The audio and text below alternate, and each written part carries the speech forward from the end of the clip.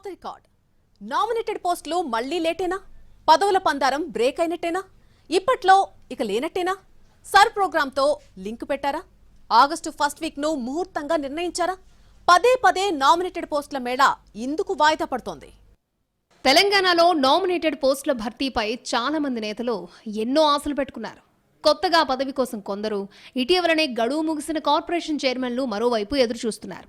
Renewal ఎంతమందికి అవుతుందన్నది clarity లేదు, కానీ సీరియస్గా పనిచేసిన 5-6గురికి మాత్రం రెన్యువల్ అయ్యే అవకాశం కనిపిస్తోంది.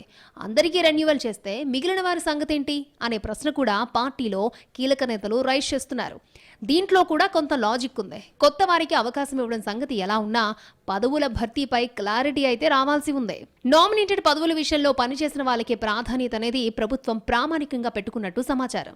ప్రస్తుతం చాలా నియోజకవర్గాల్లో సర్పై ఫోకస్ గా పనిచేయాలని ఇటు పార్టీ అటు ప్రభుత్వం ఆదేశించింది. అయితే సర్లో పనితీరును కూడా అంచనా వేయాలనే ఆలోచనలో ప్రభుత్వం ఉంది. సర్ ఆగస్టు 3 వరకు కొనసాగుతుంది కాబట్టి ఇంతలో పార్టీ ఇన్ఛార్జీలతో కసరత్తు చేయడం, నివేదిక తెప్పించుకున్న తర్వాతే నామినేటెడ్ పదవులు భర్తీ చేసే అవకాశం ఉంది. ఆగస్టు మొదటి వారంలో పదవుల భర్తీకి ఛాన్స్ ఉంది. ఇన్ఛార్జి మీనాక్షి నటరాజన్ 3 రోజుల పర్యటనలో సర్ మీదనే ఎక్కువగా ఫోకస్ చేశారు.